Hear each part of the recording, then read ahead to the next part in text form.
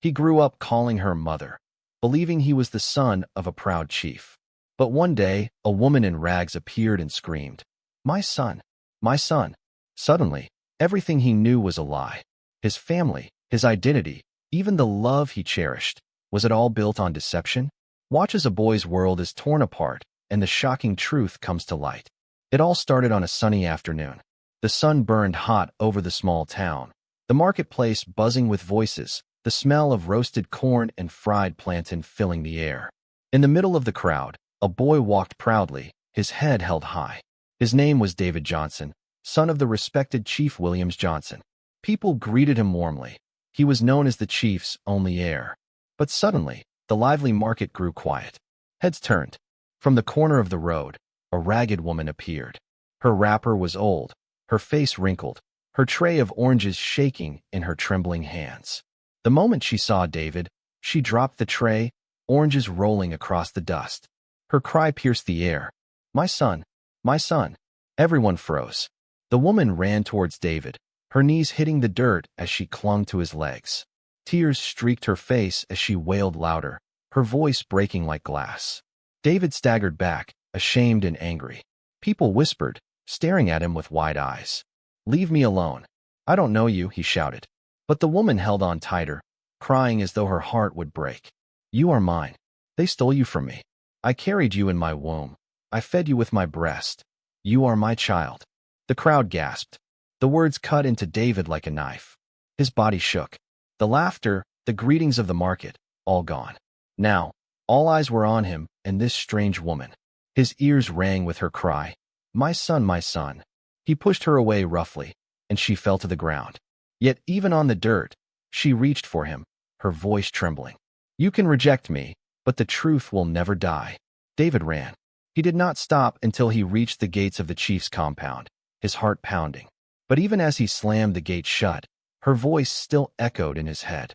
For the first time in his life, David felt a shadow fall over his identity. And somewhere inside him, a small voice whispered, "What if she is telling the truth?" David burst through the compound gate, sweat dripping from his face. The guards saluted him, but he ignored them. His chest heaved as if he had been chased by a ghost. He hurried inside, past the servants who bowed, straight to the main hall where his mother, Margaret, sat sipping palm wine. She looked up, smiling warmly, until she saw his pale face. "David, what is it? You look as though you have seen a spirit," she said. David tried to speak, but the words caught in his throat. Finally, he muttered, his voice trembling, "Mother, a woman. She keeps calling me her son." Margaret's hand froze midair. The cup of wine nearly slipped from her fingers. "Nonsense. Which woman?" she asked quickly. David swallowed hard. His eyes burned with confusion. "She said I was hers. She clung to me in the market. Everyone was watching. She wouldn't let me go." For a moment, Margaret's face turned pale, her lips quivering. But in a blink, she forced a laugh. "My son, this town has many mad women. Don't let their foolishness trouble your heart. You are the son of Chief Williams. That is all that matters."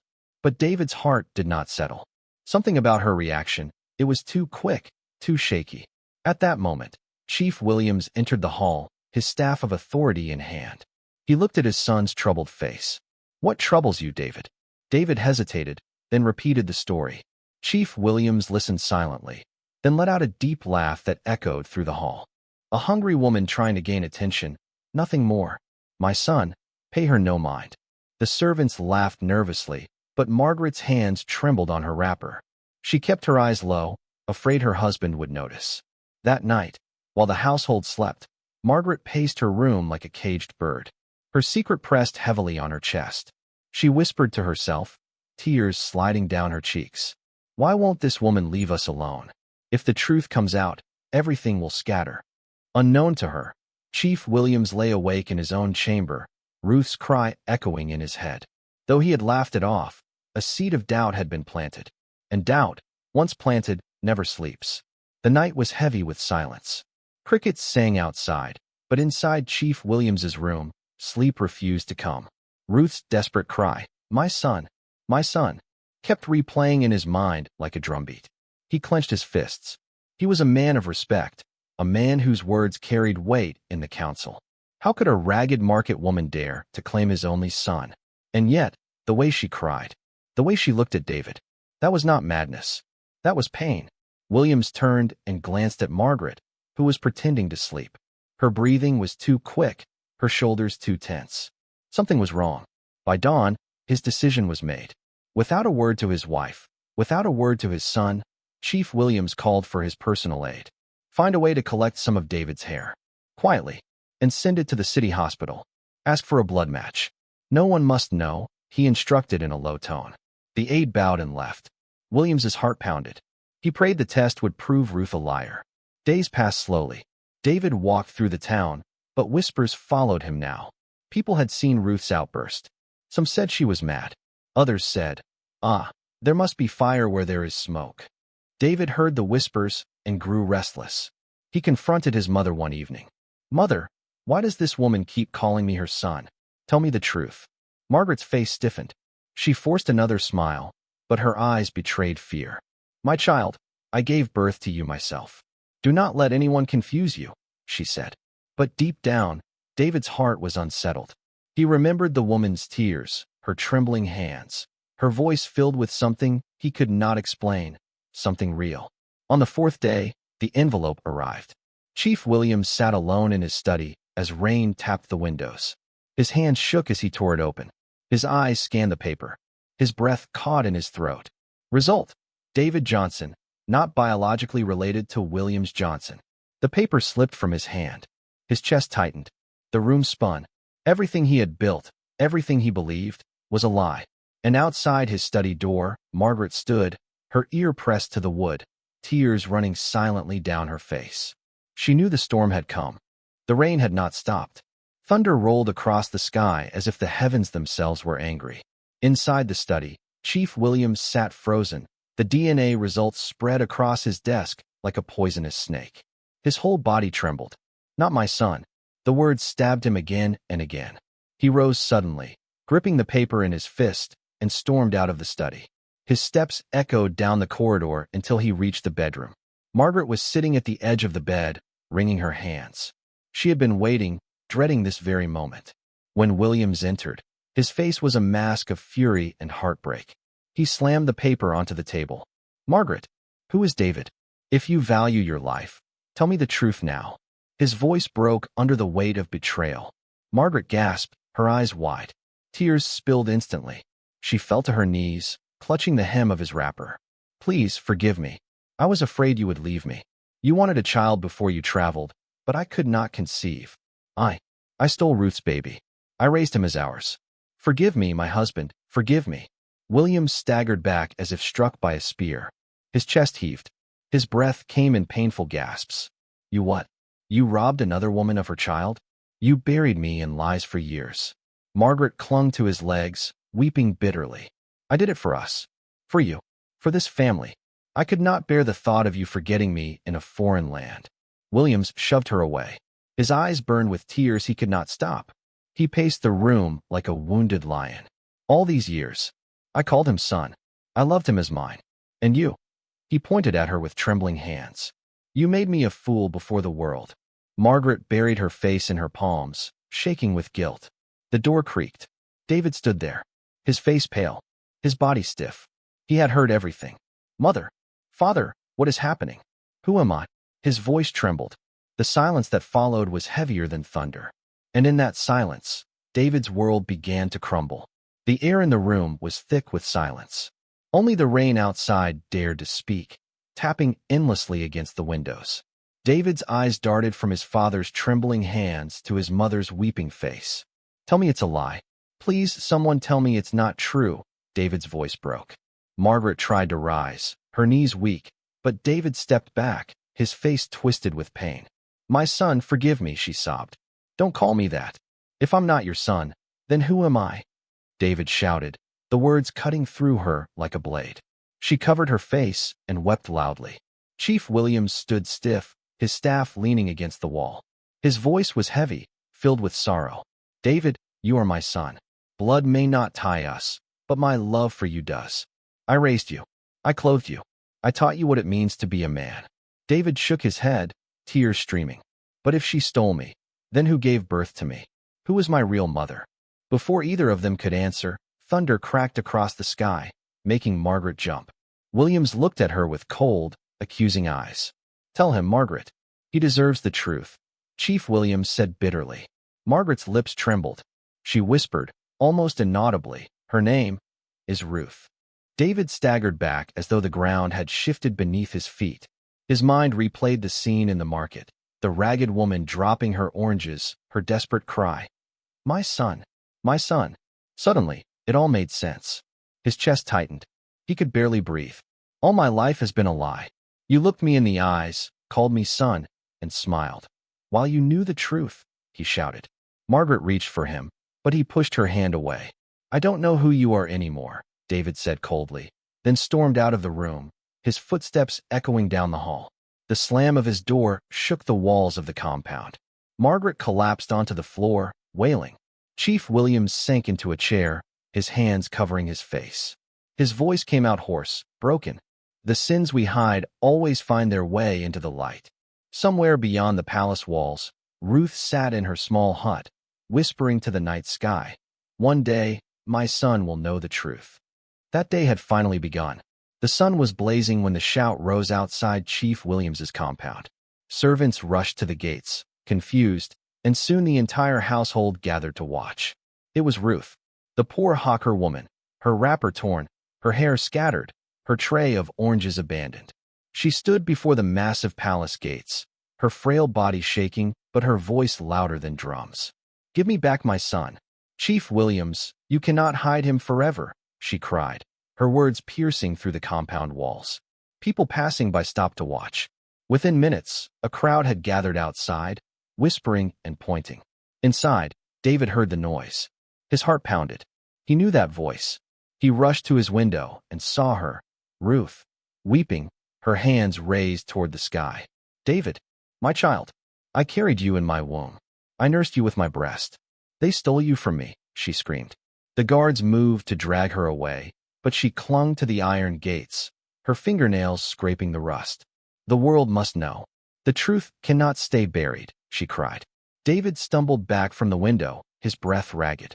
Margaret rushed into his room, her face pale with fear, grabbing his arm. Do not listen to her, David. She is only trying to destroy us, she pleaded. But David tore his arm away, his eyes blazing with confusion and anger. Destroy us, or reveal us, he demanded. Meanwhile, Chief Williams stood in the courtyard, his staff trembling in his hand.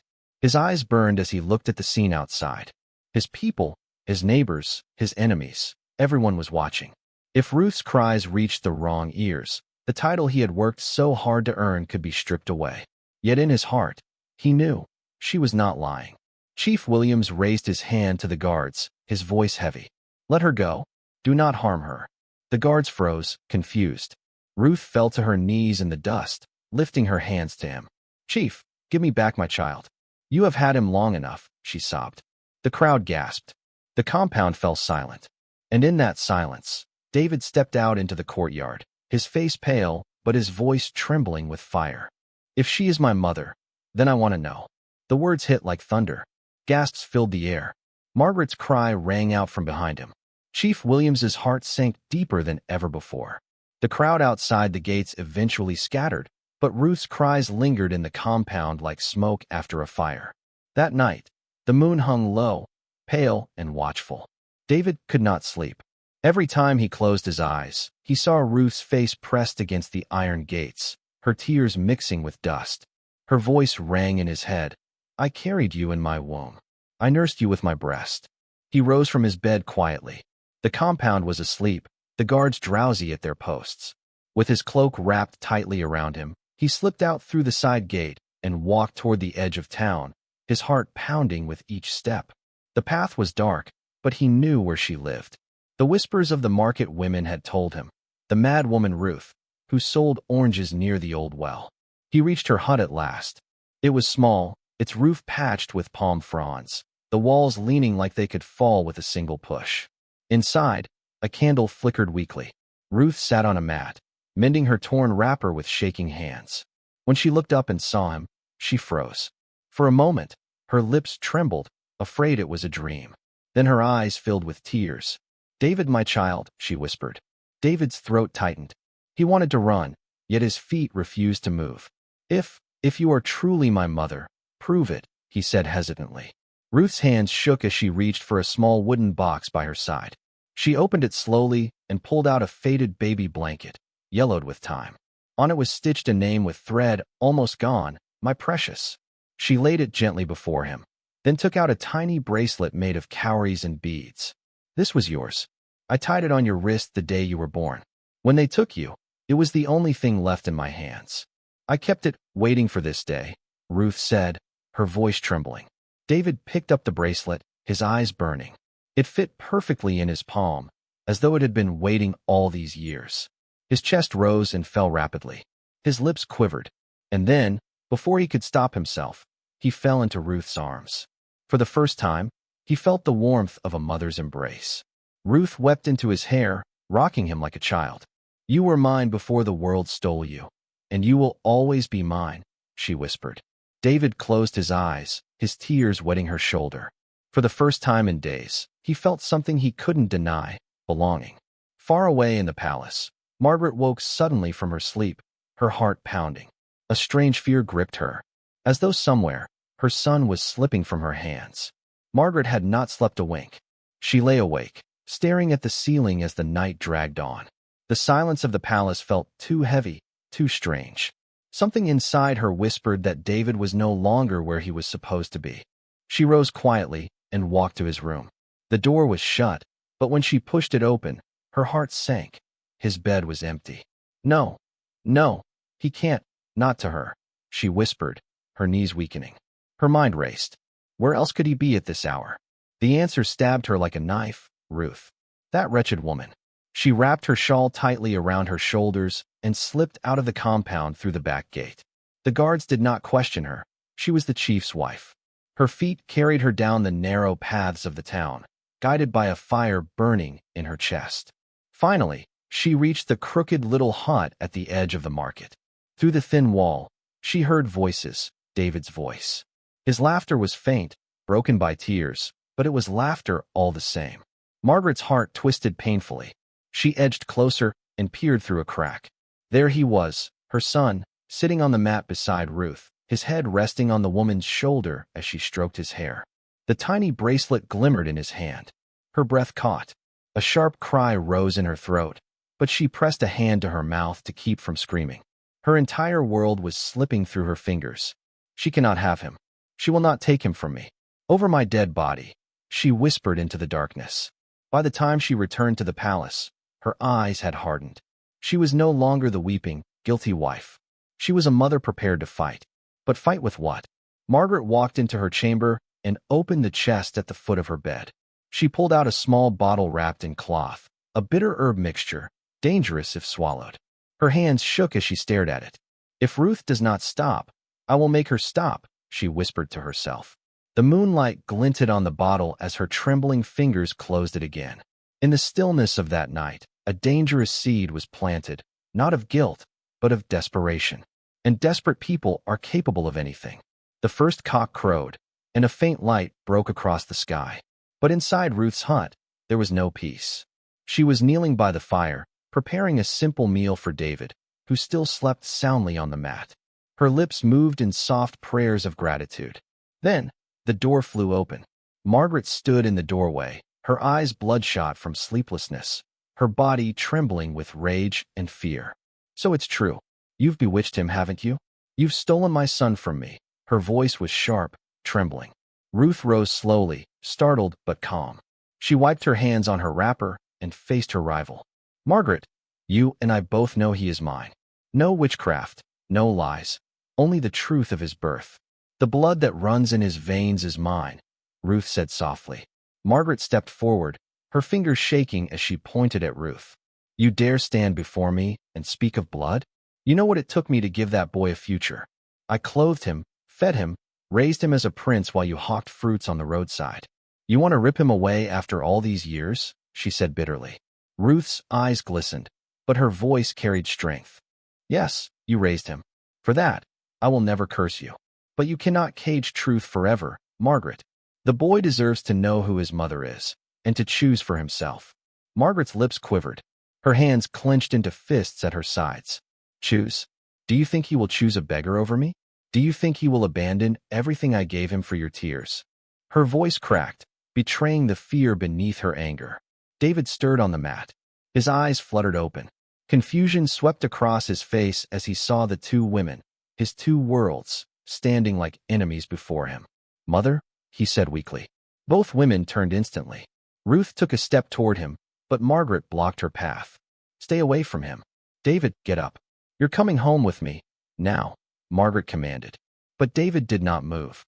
He looked between them, his chest rising and falling with heavy breaths. Don't make me choose, please, his voice broke. The room fell silent. For the first time, both women froze, not in anger, but in the unbearable weight of the boy's voice. Margaret's tears spilled, but she quickly wiped them. She turned on her heel and stormed out, her footsteps heavy, her pride cracked but not broken. Ruth sank back to her knees, her arms open toward her son, but David only buried his face in his palms. Outside, the sun finally rose, but instead of peace, it brought the promise of war. The palace was unusually quiet that evening. Chief Williams sat alone in his study, rubbing his temples. The echoes of Ruth's cries and David's questions haunted him. Margaret had returned from her confrontation at dawn, her face pale, eyes hollow, yet burning with defiance. She entered his study without knocking. He belongs to me, Williams. You must force him to stay. If he leaves with that woman, everything we built, everything you built, will crumble, she said coldly. Chief Williams looked at her, sorrow etched deep in his eyes. Margaret, enough. He is not yours by blood, and I will not chain him to lies. He must know the truth and choose for himself, he replied. Margaret's lips trembled. She wanted to scream, to beg, to strike, but the truth had become heavier than her pride. Downstairs, David paced the courtyard, Ruth standing silently beside him. I don't know what to do. Margaret raised me, loved me. But you, his voice broke. You are my mother, he said, trembling. Ruth reached out, gently placing her hand on his shoulder. I only ask you to see the truth, David. Nothing more. You will always have two homes, two women who love you. Each in their own way, she said. David took a deep breath. His eyes glistened. He turned to Margaret, who watched from the palace balcony, tears falling silently. I forgive you, Margaret. You gave me a life. But I need to know where I come from. I need her now, he said. Margaret's knees buckled slightly. She looked at Chief Williams, who only nodded silently. She bowed her head, the weight of years of lies crushing her. I wanted to keep him and lost the peace I had, she whispered to herself. The night sky stretched over them, quiet and endless. In that stillness, David stepped forward and embraced Ruth. Margaret watched from a distance, her heart breaking. But she understood. Truth could not be stolen. Morning came, soft and golden, washing over the compound and the little hut beyond the town. David sat between the two women, the bracelet from Ruth in his hand, Margaret's warm eyes on his face. Chief Williams joined them quietly. His hands rested on David's shoulders, steadying him. You are my son, David. Not by blood, but by love. And that will never change. Ruth is your mother, and she will always have you in her heart. Margaret, you will remain a mother too, in your own way, he said. David looked between the two women, tears streaming. The weight of years of confusion, lies, and pain finally lifted, replaced by understanding. I love you both. You each made me who I am. I will not forget either of you, he said. Ruth smiled through her tears, holding him close. Margaret nodded, a mixture of relief and sorrow in her eyes. Chief Williams felt the weight in his chest ease for the first time in weeks. The lies, the secrets, the betrayals, they had finally met the light. Outside, the sun climbed higher. Birds sang. The market buzzed with life. And within the compound, a family fractured by lies began to heal. Some scars would remain, yes. But love, even tested by deceit and stolen years, had survived. And sometimes, truth, even when it hurts, can bring the greatest freedom of all. Secrets never stay buried, and the truth always finds a way to shock us. If this story left you on the edge of your seat, there's more waiting for you. Subscribe now and turn on notifications, because the next tale could change everything you thought you knew.